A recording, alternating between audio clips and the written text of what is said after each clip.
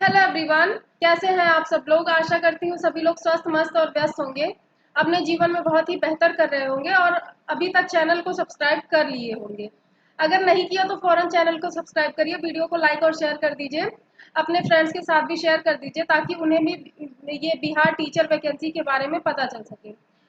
पीछे बैकग्राउंड आप लोग देखकर समझ ही गए होंगे कि आज हम लोग क्या डिस्कस करने वाले हैं, इस वीडियो में क्या करने वाले हैं। तो बिहार टीचर की वैकेंसी आई है, यहाँ बिहार लोक सेवा आयोग लिखा है, आप लोग देख सकते हैं। ये एग्जाम बिहार लोक सेवा आयोग यानी बीपीएससी कंडक्ट कराती है, जिस वजह से ये एग्जाम काफ़ी डाइवर्स और हो जाता है और काफ़ी मतलब इसका पेपर भी टफ बनता है। तो मेहनत आप लोग काफ़ी जोरदार करिए जिससे सिलेक्शन हमें मिल जाए। ठीक है। और आपको पता ही होगा कि बिहार में इतनी बड़ी टीचर्स की वैकेंसी आई है, लगभग 1,70,000 पोस्ट हैं। एग्जैक्ट नंबर की बात करें तो 1,70,461 पोस्ट है बिहार में टीचर्स के लिए। तो इसका नोटिफिकेशन आपको पता होगा कि 30 मई को ही आ गया था। 30 मई को बीपीएससी ने ये नोटिफिकेशन जारी किया, जिसके थ्रू उन्होंने बताया कि हम एक ऐसा एग्जाम कंडक्ट करा रहे हैं टीचर्स के लिए। तो टीचर्स की रिक्रूटमेंट आई थी, लेकिन मैंने इस नोटिफिकेशन पे अपना कोई वीडियो नहीं बनाया था क्योंकि इसमें केवल बिहार वाले ही अपीयर हो रहे थे इस एग्जाम में। नोटिफिकेशन में मैंने पढ़ा तो साफ साफ लिखा गया था कि ओनली बिहार कैंडिडेट्स, मतलब कि सिर्फ डोमिसाइल, जो बिहार के डोमिसाइल है वही लोग अप्लाई कर सकते थे फॉर्म में। फिर कल आपको पता ही है क्या हुआ। कल की न्यूज़ मैंने अपनी वीडियो के थ्रू आप लोग के साथ शेयर भी की थी कि जो है कल ये डिसीजन बिहार की कैबिनेट ने लिया कि जो है अब सभी स्टेट्स वाले जो है इस वैकेंसी में फॉर्म अप्लाई कर सकते हैं। तो मैंने सोचा कि अब ये सही वक्त है इस वैकेंसी के बारे में डिस्कस करने का, क्योंकि इस नोटिफिकेशन के बारे में डिस्कस करने का, क्योंकि इस नोटिफिकेशन में इस एग्ज़ाम का सिलेबस, सीटें कितनी है, किस टीचर के लिए कितने सीटें हैं, किस कैटेगरी के में कितने सीटें दी गई हैं, सारा कुछ इस नोटिफिकेशन में बताया गया है। फॉर्म कैसे भरना है, फॉर्म की फीस कितनी होगी, सारा कुछ बताया गया है। इसमें निगेटिव मार्किंग की भी बात हुई है कि एग्जाम में निगेटिव मार्किंग भी होगी, लेकिन इन्होंने ये साफ नहीं किया है कि कितने मार्क्स की निगेटिव मार्किंग होगी। तो एक तरह से कह सकते हैं कि ये नोटिफिकेशन काफ़ी आधा अधूरा है, तो इनको बार बार एक एक संशोधन करना पड़ रहा है। आपको पता होगा सीटेट अपीयरिंग वालों को अलाउ नहीं किया गया था, फिर उन्होंने नोटिस के थ्रू उन्हें भी अलाउ किया कि वो लोग भी फॉर्म भर सकते हैं। अब इन्होंने अदर स्टेट्स को अलाउ नहीं किया था, कल इन्होंने नोटिफिकेशन के थ्रू एक नोटिस जारी किया, उसके थ्रू इन्होंने बताया कि अब अदर स्टेट्स वाले भी फॉर्म भर सकते हैं। ऐसे ही इन्होंने निगेटिव मार्किंग की भी बात की है और इन्होंने ये नहीं बताया कि निगेटिव मार्किंग रहेगी कितनी। तो कितनी निगेटिव मार्किंग रहेगी, लेकिन कितनी रहेगी अब ये तो या तो बीपीएससी को पता है या तो भगवान को ही पता है। तो इसी तरह की कुछ कुछ मिस्टेक्स हैं इस नोटिफिकेशन में जो इनको बाद में जाके क्लियर करनी पड़ेंगी। एक मुझे लगता है रिवाइज्ड नोटिफिकेशन निकालना पड़ेगा। तो ये तो रही अलग की बातें। आइए नोटिफिकेशन पे चर्चा कर लेते हैं क्या क्या इसमें दिया गया है। ये बीपीएससी एग्ज़ाम कंडक्ट कराता है, तो एग्ज़ाम का आप समझ सकते हैं पैटर्न काफ़ी हार्ड रहेगा। कुल सीटें यहाँ पे दी गई हैं 1,70,461, आप देख सकते हैं। ठीक है। और इसमें आपको पता है कि प्राथमिक, माध्यमिक, उच्च माध्यमिक तीनों तरह के शिक्षकों के लिए वैकेंसी आई हुई है और सभी लगभग सभी सब्जेक्ट के टीचर के लिए रिक्रूटमेंट है, जिसकी वजह से ये वैकेंसी इतनी लंबी हो गई है। 1,70,000 जिसमें पोस्ट है। तो 1 से 5 तक के लिए, प्राथमिक विद्यालय के लिए 1 से 5 के लिए आप देख सकते हैं टोटल नंबर ऑफ वैकेंसीज कितनी है। 80,000, आप हम मोटा मोटा 80,000 बोल सकते हैं। 79943 मतलब 79,943 वैकेंसीज हैं, तो हम इसको 80,000 बोल सकते हैं अप्रॉक्स में। तो 80,000 वैकेंसी है इसके लिए, प्राथमिक अध्यापक के लिए। इसका अब हम देख लेते हैं वेतन कितना होगा। तो इसमें जो है 25,000 सैलरी मिलेगी और इसी में अनुमान्य और भत्ते, मतलब आपके जो भत्ते हैं वो सब भी इंक्लूड किए जाएंगे। ठीक है। तो ये तो रही सैलरी की बात। पेंशन भी इसमें मिलेगा, जैसा कि पेंशन का जो नियम है उसी के आधार पर इसमें भी पेंशन मिलेगा। ठीक है। आगे देख लेते हैं अभी ये इसका माध्यमिक में क्या है। माध्यमिक में देखिए यहाँ पे सभी इस ऐसा ही प्राथमिक में भी किए हैं। प्राथमिक में भी इन्होंने देखिए सभी कैटेगरी के हिसाब से सीटें डिसाइड कर दी हैं कि किस कैटेगरी के लिए कितनी सीटें आरक्षित रहेंगी। तो हम जनरल कैटेगरी की चर्चा कर लेते हैं, क्योंकि ज़्यादातर लोग जनरल कैटेगरी से ही होंगे। बाकी मैं ये नोटिफिकेशन जो है आपको टेलीग्राम ग्रुप में शेयर कर दूंगी। आप नीचे पिन कमेंट में टेलीग्राम ग्रुप दिया गया है, वहाँ ज्वाइन हो जाइए, तो मैं वहाँ भेज दूंगी। आप अपनी कैटेगरी के हिसाब से देख लीजिएगा कि कितनी सीटें हैं। और ये देखिए इसमें क्या है, प्राथमिक में अनारक्षित जो अनरिजर्व पोस्ट है वो कितनी है, 15,947। फिर जो अनारक्षित महिला पोस्ट है वो कितनी है, 16,040। ठीक है, टोटल ये पोस्ट है जो मैं बता रही हूँ, ये टोटल पोस्ट है। फिर जो है आगे देख लेते हैं इसमें क्या दिया गया है। ये प्राथमिक, अब माध्यमिक विद्यालय की देख लेते हैं। माध्यमिक विद्यालय में अनारक्षित जो है, अनारक्षित के लिए कितनी सीटें हैं, 8,486 सीटें हैं। और अनारक्षित महिला के लिए 47,789 सीटें हैं। फिर इसी तरह से हर कैटेगरी के लिए सीटें डिसाइड की गई हैं। और देखिए सभी सब्जेक्ट्स के लिए टीचर की भी रिक्रूटमेंट आई हुई है, जैसे हिंदी, अंग्रेजी, विज्ञान, गणित, सामाजिक विज्ञान, संस्कृत, उर्दू, अरबी, फारसी, बांग्ला, सभी सब्जेक्ट के टीचर्स के लिए इन्होंने रिक्रूटमेंट लाई हुई है। तो कोई किसी का हाथ खाली नहीं है, सबके हाथ में कुछ ना कुछ है। तो मेहनत करिए और आप जिससे मुट्ठी आपकी अच्छे से बंद हो जाए और वो आपका हो जाए, जो भी आपके हाथ में है। अभी अभी सरकार ने आपके हाथ में बस रखा है, वो आपका है नहीं। अगर आप अच्छे से मेहनत करेंगे तो वो आपका हो सकता है। ठीक है, तो यहाँ ये हो गया। इसका भी वेतन देख लेते हैं, क्या है इसका वेतन। तो इसमें आपको माध्यमिक में 31,000 वेतन मिलेगा। इसमें अदर भत्ते वगैरह सब इंक्लूड किए जाएंगे अलग से। तो 31,000 आपकी इन हैंड सैलरी है। आगे देख लेते हैं बाकी उच्च माध्यमिक में। तो उच्च माध्यमिक में 11-12 की कक्षाएं आती हैं। 11-12 में इसमें भी कैटेगरी वाइज और फिर सब्जेक्ट वाइज भी डिसाइड कर दिया है कि किस सब्जेक्ट में कितनी पोस्ट है और किस कैटेगरी में कितनी पोस्ट है। तो इस हिसाब से ये पूरा डिसाइड कर दिया गया है। यहाँ देख लीजिए, जंतु विज्ञान, वनस्पति विज्ञान, रसायन विज्ञान, गणित, भौतिक विज्ञान, अर्थशास्त्र, भूगोल, इतिहास, गृह विज्ञान, संगीत, दर्शन, राजनीति, मतलब कोई भी सब्जेक्ट खाली नहीं है। सभी सब्जेक्ट्स में वैकेंसी आई हुई है। और सामान्य के लिए देख लेते हैं। सामान्य के लिए 11-12 में 14,679 सीटें हैं। मतलब कि एक तरह से 15,000 कह सकते हैं। 15,000 सीटें सामान्य के लिए हैं। और सामान्य महिला के लिए 8,473 सीटें हैं। और इसमें जो 11-12 के अध्यापक बनेंगे उनको मूल वेतन कितना मिलेगा, 32,000। मतलब इन हैंड सैलरी आपकी 32,000 रहेगी। और इसमें प्रतिमाह एवं अनुमान्य भत्ते इंक्लूड किए जाएंगे। तो ये रही हमारी सैलरी स्ट्रक्चर, बाकी सारी चीज़ें। और इसमें महिलाओं का काफ़ी फायदा है। महिला अभ्यर्थियां ज़रूर भर दीजिए, क्योंकि इसमें महिलाओं के लिए लगभग 50% सीटें आरक्षित की गई हैं, जो कि एक बहुत अच्छी खबर है सभी महिला अभ्यर्थियों के लिए। तो ये रही, बाकी सब ये आगे देखते हैं। ये रहा। अब देखिए, ये बीपीएससी की वेबसाइट दी गई है, यहाँ से आप फॉर्म अप्लाई कर सकते हैं। ये रही बीपीएससी की वेबसाइट। ठीक है,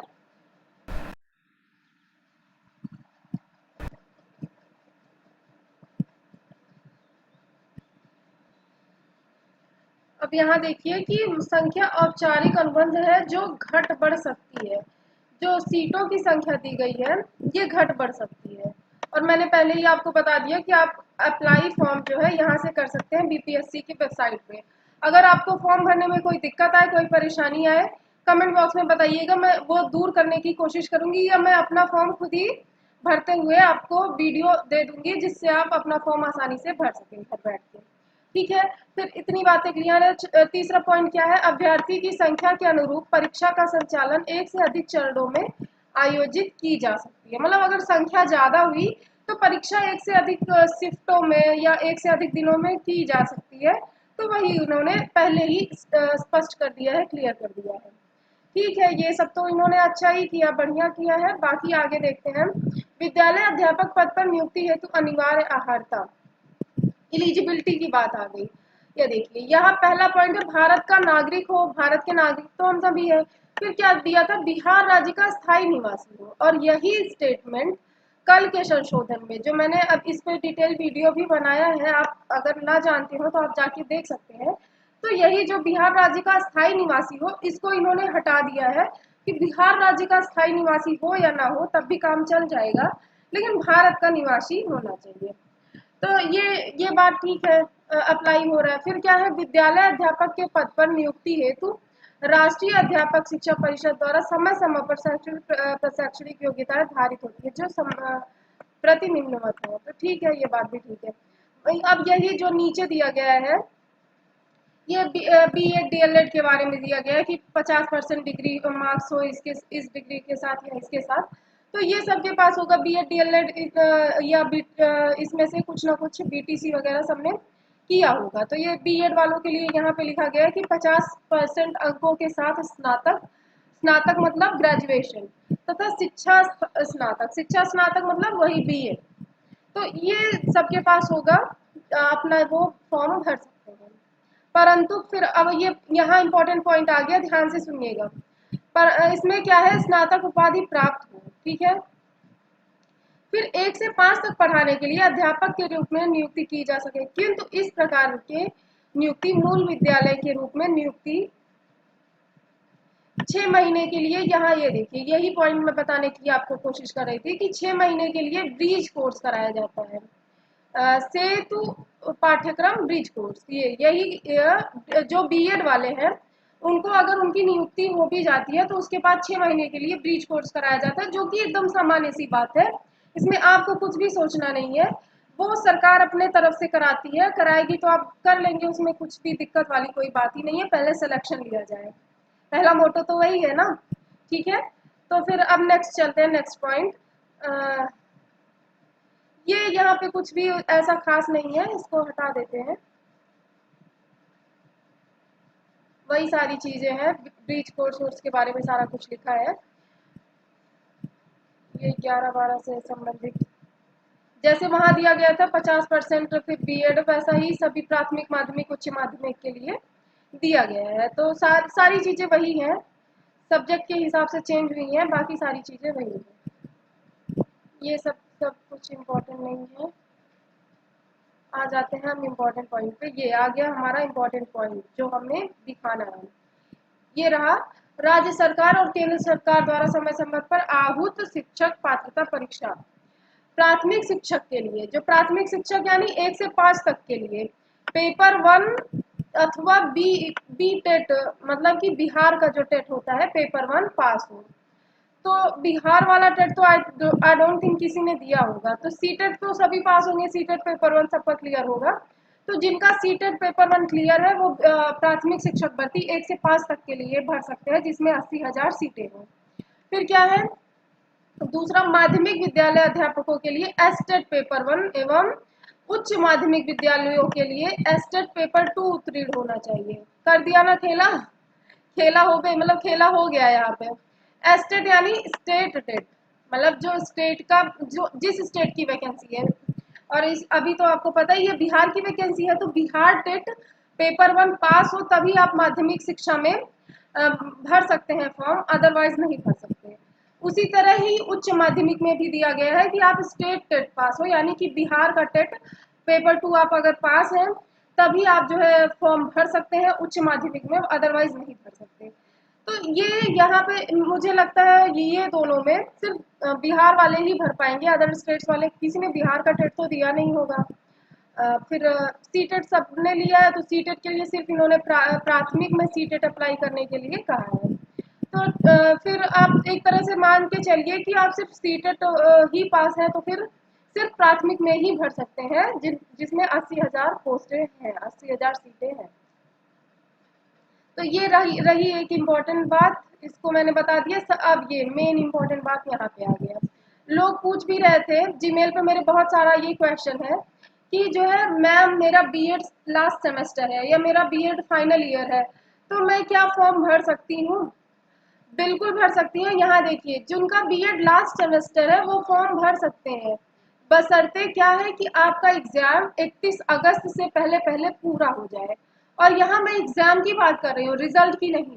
आपका एग्जाम हो जाए, रिजल्ट आपका चाहे जब आए, डॉक्यूमेंट वेरिफिकेशन तक रिजल्ट आ जाए उतना सफिशियंट है, लेकिन आपका एग्जाम 31 अगस्त से पहले पहले कंडक्ट हो जाना चाहिए।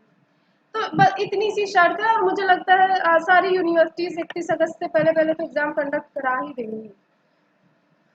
और जो है एडमिट कार्ड एवं परीक्षा फल, इसमें मतलब ये तो परीक्षा फल डॉक्यूमेंट वेरिफिकेशन के टाइम लगेगा, लेकिन प्रमाण के तौर पे कि आपका एग्जाम 31 के पहले हो गया है कि नहीं, एडमिट कार्ड आपको लगाना पड़ेगा, ठीक है। और सेल्फ डिक्लेरेशन एक फॉर्म भी भरवाएंगे, स्वघोषणा पत्र, ठीक है। तो ये यहाँ पे 3 पॉइंट्स थे जो इम्पोर्टेंट थे, वो मैंने डिस्कस कर दिए। फिर क्या है, यहाँ पे क्या दिया गया है कि अगर जैसे अब यहाँ पे ये दिया गया था कि सीटेट पेपर 1 के लिए, सीटेट पेपर 1 में उत्तीर्ण हो परंतु शैक्षणिक योग्यता के अंतिम वर्ष में भी हो। इसमें पहले क्या दिया गया, अभी नोटिफिकेशन में यही दिया गया है, सीटेट पेपर 1 उत्तीर्ण हो, अपीयरिंग वालों को नहीं अलाउ किया गया था। लेकिन अब क्या है कि अपीयरिंग वालों को, जो संशोधित आया था नोटिस, उसमें क्या है कि सीटेट अगर आप नहीं भी पास हैं, ये अपीयरिंग वाला जो अगस्त में एग्जाम होना है इसको भरे हैं, तो आप फॉर्म अप्लाई कर सकते हैं बिहार टीचिंग के लिए। लेकिन बशर्ते, इसमें भी शर्त वही है कि एग्जाम कब तक पूरा हो जाए, 31 अगस्त 2023 तक। और आपका एग्जाम 31 अगस्त के पहले ही हो रहा है, आपको पता है 20 अगस्त को सीटेट का एग्जाम है, तो सीटेट वालों को तो बिल्कुल सोचना ही नहीं है, बल्कि बीएड फाइनल ईयर वाले थोड़े टेंशन में होंगे कि पता नहीं 31 अगस्त के पहले होगा या नहीं होगा। वैसे मेरे हिसाब से हो जाएगा सभी का एग्जाम 31 अगस्त के पहले, अगर यूनिवर्सिटी एकदम ही ढीली नहीं होगी तो ये बात रही सीटेट पेपर 1 के लिए। ये नोटिफिकेशन में लिखा है कि सीटेट पेपर 1 क्वालिफाई होना चाहिए, अपीयरिंग में नहीं होना चाहिए, लेकिन ऐसा बिल्कुल नहीं है। अभी संशोधित होकर जो नोटिफिकेशन आया था, नोटिफिकेशन नहीं आया था, उन्होंने सिर्फ एक नोटिस दिया था कि जो है सीटेट अपीयरिंग वाले भी फॉर्म भर सकते हैं, ठीक है। इतनी बातें क्लियर है, आगे बढ़ जाते हैं। आयु सीमा देख लीजिए। आयु सीमा में तो जो फीमेल्स के तो बहुत ज़्यादा यहाँ पे एडवांटेज है। फीमेल जो ओवर एज भी हो चुकी हैं वो भी इसमें फॉर्म भर सकती हैं, क्योंकि इस फॉर्म में क्या किया गया है कि 50% सीटें जो है महिलाओं के लिए आरक्षित की गई हैं।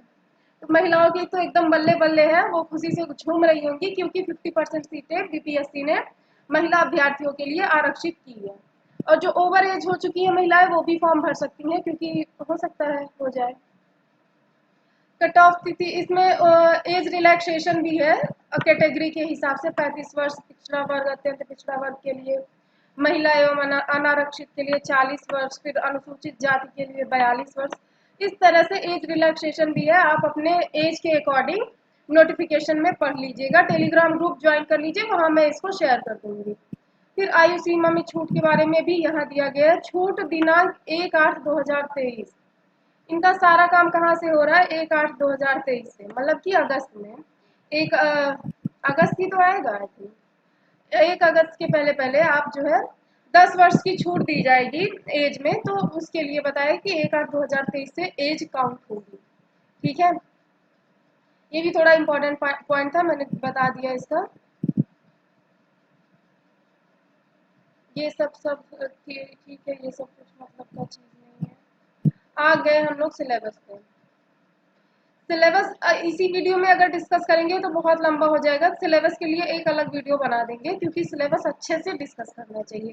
बिना सिलेबस जाने समझे क्या मतलब क्या ही तैयारी करेंगे, तो इसलिए सिलेबस अलग वीडियो में।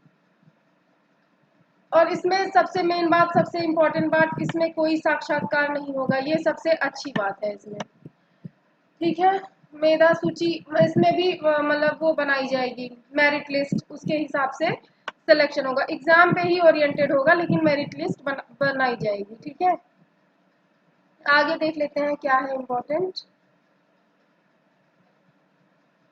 हाँ, यहाँ एक चीज आप जान लीजिए, जो अगर एक ही मार्क्स से दो लोगों का सिलेक्शन हो रहा है, जैसे मान लीजिए 180 नंबर का पेपर होना है ना प्राथमिक का, तो उसमें 160 ज़्यादा ही बता दिया, फिर भी 160 मान लीजिए दो लोग का आ गया है, तो पहले तो अल्फ़ाबेटिकल सीरीज के हिसाब से होगा कि जिसका अल्फ़ाबेट पहले आएगा उसको दिया जाएगा, फिर एज के हिसाब से होगा, जिसकी एज ज़्यादा होगी जॉब उसी को मिलेगी। वैसे मुझे नहीं लगता ऐसी कोई कंडीशन बनेगी। ये देखिए रिक्त पद वाला जिला आवंटित किया जाएगा, वही यहाँ पे लिखा गया है। अन्य निर्देश भी आप जान लीजिए। कोई अभ्यर्थी इस नियमावली के अंतर्गत अधिकतम 3 बार परीक्षा में भाग ले सकता है। इस नियमावली के अनुसार मतलब केवल 3 बार ही परीक्षा में भाग ले सकता है, उससे ज्यादा नहीं। और ये भी इन्होंने साफ कर दिया जो सीटेट अपीयरिंग वाले हैं या बीएड अपीयरिंग वाले हैं, अगर उनका एग्जाम नहीं हो पाया इसके पहले 31 अगस्त के पहले, और वो किसी न किसी तरीके से जो है क्या हो गए, बाहर हो गए एग्जाम से, तो ये इनका काउंट होगा, ये अटेम्प्ट काउंट होगा, भले ही वो पेपर ना दे पाए। ठीक है, तो लेकिन आप भर दीजिए, इतने टाइम बाद इतनी बड़ी वैकेंसी आई है, फिर इससे डर के थोड़ी बैठ जाना, फिर पता नहीं कितने साल के लिए ना आए वैकेंसी, तो आप भरिए, देखा जाएगा जो होगा। फिर ये वेबसाइट है, यहाँ से फॉर्म भरना है, ये ठीक है। फिर आगे बढ़ते हैं, आरक्षण के बारे में यहाँ लिखा गया है, तो जनरल वालों को मिलना नहीं है आरक्षण। फॉर्म भरने के लिए निर्देश दिए हैं कि जो अनरिजर्व कैटेगरी है वो 1 लिखेंगे, ऐसे ऐसे सबका इन्होंने दिया है। ठीक है, बाकी आई डोंट थिंक कुछ इसमें बताने लायक है। हाँ, ये फीस बताने लायक है कि फीस कितनी लगनी है। ये फॉर्म भरने की देख लीजिए, अंतिम तिथि 12/7 है। 12 जुलाई से पहले पहले फॉर्म भर दीजिए, वरना आपका फॉर्म भर नहीं मिलेगा और आप लोग फॉर्म से भरने से वंचित रह जाएंगे। और ऑनलाइन भरना है फॉर्म, ऑनलाइन भर दीजिएगा आराम से, कोई दिक्कत वाली बात तो दिख नहीं रही। ये फीस आ गया, फीस स्ट्रक्चर बता देते हैं, बाकी अब इसमें कुछ भी डिस्कस करने जैसा बचा नहीं है। देखिए क्या दिया गया है यहाँ पे, सामान्य अभ्यर्थियों के लिए, जो सामान्य वर्ग से हैं उनके लिए फीस कितनी है, 750 रुपए। अनुसूचित जाति के लिए 200 रुपए, महिला अभ्यर्थियों के लिए, सभी आरक्षित अनारक्षित वर्ग की महिलाओं के लिए 200 रुपए। जैसे आप सोच रही हैं हम सामान्य कैटेगरी से हैं तो हमको कितना देना होगा, तो सभी महिलाओं को 200 रुपए ही देना है। दिव्यांग जो कैटेगरी से है उनको भी 200 रुपए ही देना है। अन्य सभी उम्मीदवारों के लिए 750 रुपए ही फीस है। कुल मिला के मोटी मोटा आप ये मान के चलिए कि जो सामान्य अभ्यर्थी हैं, वो भी सामान्य में जो मेल अभ्यर्थी हैं, जो लड़के हैं सामान्य में, वो लोग क्या करेंगे, 750 रुपए फीस भरेंगे। बाकी जो बाकी के कैटेगरी के लोग हैं वो 200 रुपए फीस जमा करेंगे। और जो अन्य सभी उम्मीदवार के लिए 750, तो अन्य बच ही कौन रहा है, तो 750 समझिए फीस है सामान्य में बॉयज के लिए। बाकी सभी महिलाएं और सभी मतलब विकलांग वर्ग के दिव्यांग लोग सभी जो है 200 फीस भरेंगे। ये देखिए, ये भी देख लीजिए साथ ही साथ। ऑनलाइन आवेदन की प्रारंभिक तिथि क्या है, प्रारंभ 15/6/2023 यानी कि 15 जून से ही फॉर्म अप्लाई हो रहा है, और 12/7/2023 तक फॉर्म अप्लाई होगा, यानी 12 जुलाई तक फॉर्म अप्लाई होगा। और हार्ड कॉपी आप उसकी निकाल लीजिएगा, उसका रजिस्ट्रेशन नंबर और पासवर्ड आप नोट कर लीजिएगा, ये सब इसमें दिया गया है। तो यही सारी चीज़ें हैं, बाकी कुछ इसमें स्पेसिफिक और कुछ नहीं दिया गया है। एग्ज़ाम डेट एक बार मैं फिर से बोल देती हूँ, मैं खुद ही इतना ज़्यादा उसको मिक्सअप करके बोल गई कि शायद आप लोग कंफ्यूज हो गए हैं। फिर से मैं बताती हूँ, आवेदन प्रारंभ करने की तिथि है 15/6/2023 यानी कि 15 जून 2023, और अंतिम तिथि क्या है, 12/7/2023 यानी कि 12 जुलाई 2023।